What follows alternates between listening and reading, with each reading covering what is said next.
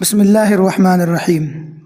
ہندوستان کیا ہے؟ ہندوستان ایک ایسا ملک جہاں مختلف رنگ، مختلف کلچرز، مختلف آئیڈیالوجیز کے لوگ رہتے ہیں۔ دنیا کے نقشے پر ایسا ملک بہت کم ملتا ہے جو اپنی گوناگون ثقافتوں، مختلف مذاہب، جداگانہ تہذیبوں، زبانوں، فکر و فلسفوں اور متنوع نظریات کے باوجود ایک وحدت کی لڑی میں پرویا ہوا ہے، جسے ہم یونٹی ان ڈائیورسٹی کہتے ہیں۔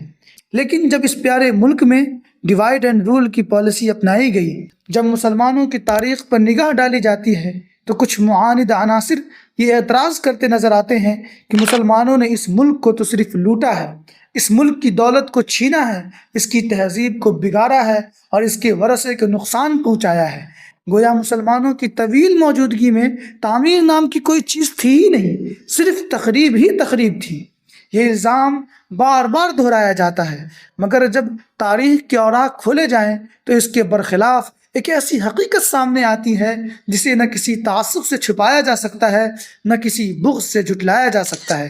ہندوستان کی تہذیبی، سائنسی، سیاسی، لسانی، تعلیمی، معاشی اور سماجی ترقی میں مسلمانوں کا کردار اتنا ہمہ گیر اور ہمہ جہت ہے کہ تاریخ اسے کبھی نظر انداز کر ہی نہیں سکتی۔ مسلمانوں نے اس ملک کو کیا دیا؟ یہ سوال اگر انصاف کے ترازو میں رکھا جائے تو جواب میں پورے 1000 سال کی روشن مثالیں سامنے آتی ہیں۔ اسی پس منظر میں ہندوستان کی تعمیر و ترقی میں مسلمانوں کا کردار نہایت اہم موضوع ہے۔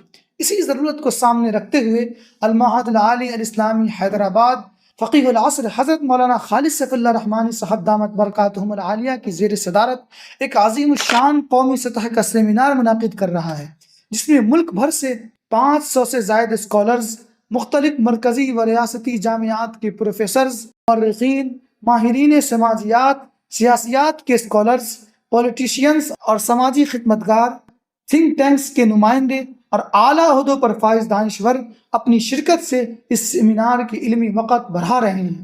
سیمینار کی تاریخ 21، 22، 23 نومبر ہے۔